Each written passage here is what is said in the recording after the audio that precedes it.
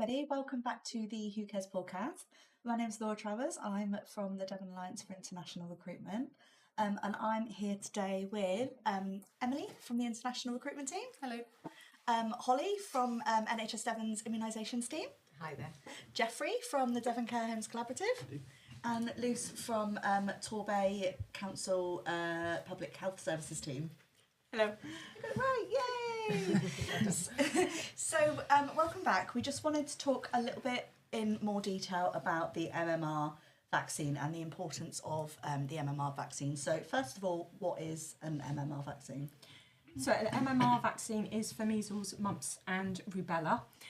It's a childhood vaccination, but you can have it you can have it when you're older. So if you haven't had that vaccination, we would encourage you to have it as an adult as well. It actually has 2 doses, so it's really important that people don't just go for their first dose, but they actually go for both doses to give them that extra level protection. Okay. Great. Okay. So we start it in children, the MMR vaccine. Yes. So what is the age that your child can have an MMR vaccine? So the first vaccine is given at the 1-year-old vaccination schedule, and then their second booster dose is at the preschool vaccination age of 3 years and 4 months. Okay. So if a child contracts measles, mumps or rubella, what does that mean? What are the signs? How can you identify it? So if we think about with measles in particular, the tricky thing with measles is that actually you won't get any signs for the first 4 days. So if somebody has got measles, they're going to be infectious to other people 4 days before anything starts to emerge. So there are some symptoms that you'll see. So the main one is a rash.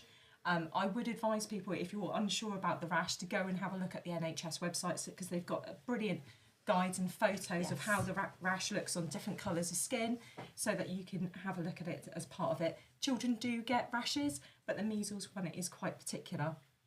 If they are concerned that a child does have measles, it's really important that they phone ahead to the GP surgery before they make a visit, because measles is highly infectious. Right. So it has a very high reproductive rate. So typically you're looking at if somebody's had close contact, so if they've been in a waiting room, they could be infecting between 12 to 18 other people in that room.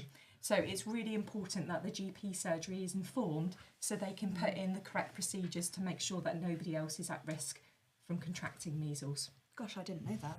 That's quite high, isn't it? So I think also it's important to sort of say, especially to migrant care workers or anybody that's a migrant worker in the UK, that if your child has measles, that means that you're then down for work, doesn't it, as well? Absolutely. So yes. You need to stay at home and look after them for how many days, is it? So with the infection, it's not only about how long they're poorly for, because they can get serious health consequences as well if they haven't had the vaccination. So they can develop other conditions such as pneumonia as well as part of it. So it can be that there's other ones that go on from that might require antibiotics.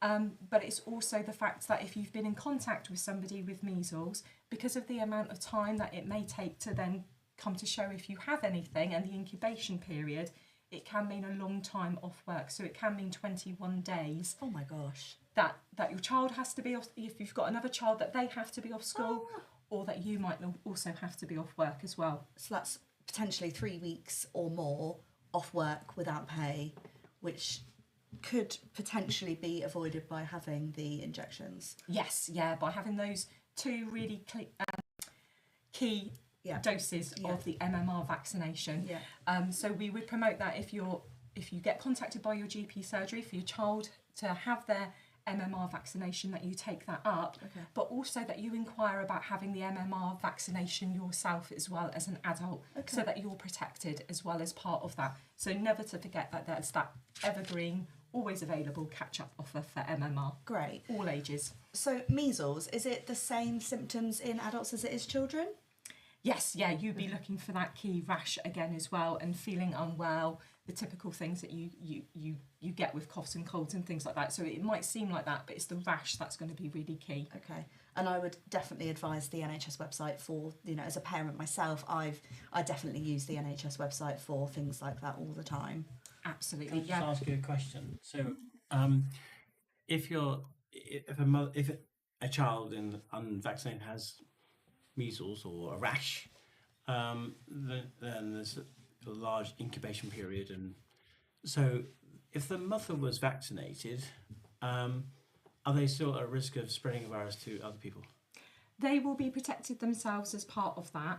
What I would always encourage anyone to do, so if you were a care home manager and you had that question come to you from a member of staff, to contact the UK Health Security Agency and get advice on what you should do next as part of that, because within a care home you're caring for a very vulnerable population generally.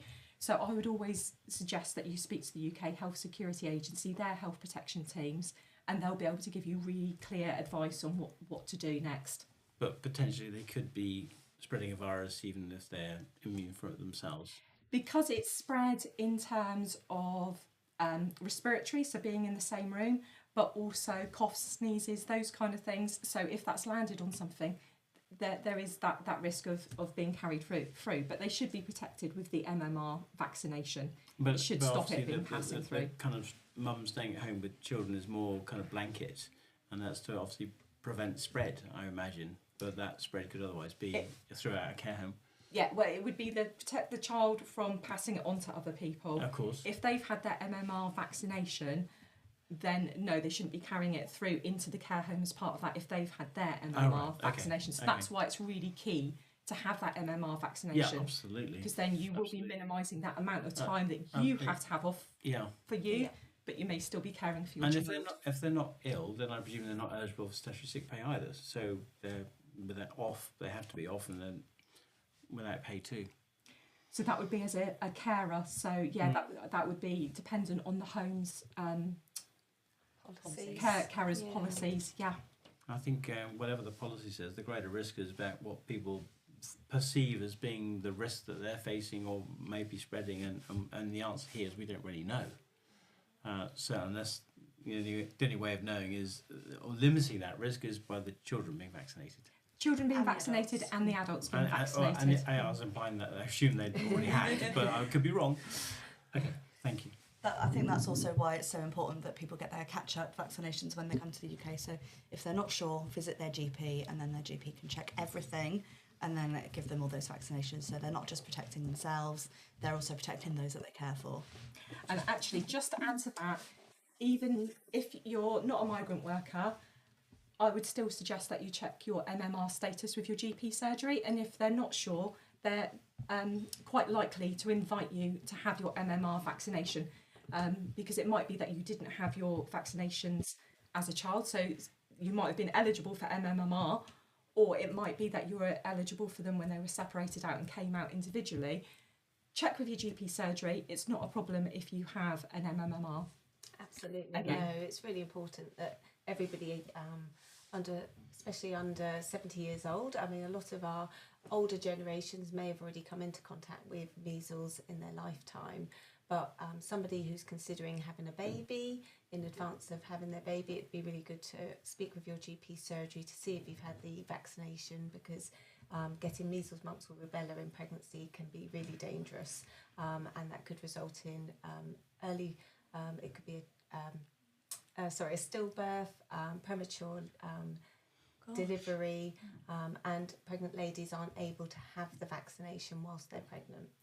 Not everybody can have the MMR vaccine, pregnant ladies, and also those that are immunosuppressed. It's a live vaccine, so we are, by everybody else having the vaccine, we're protecting others that can't have the vaccine through herd immunity, which is really important.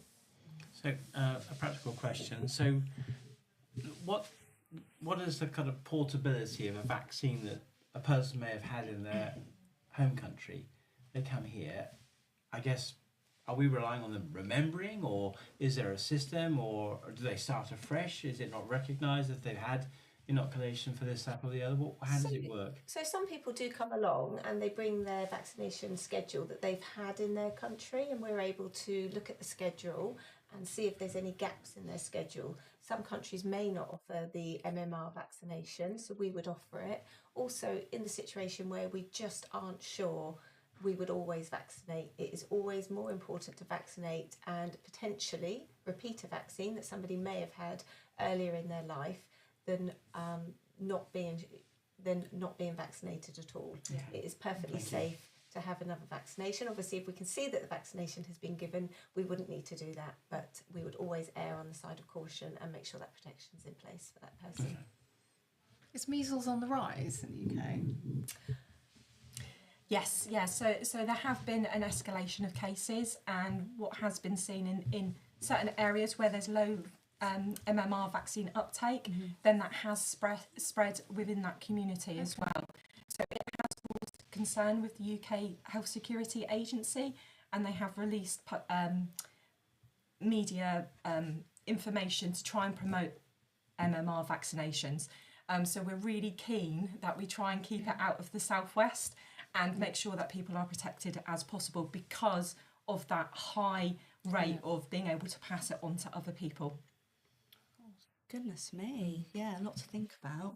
So just to reiterate, if anybody's concerned about measles, GP in the first instance, phone call to let them know that you're coming in so they can protect others, and check the NHS website. Perfect. Great, thank you all so much. That was really informative. Thank you.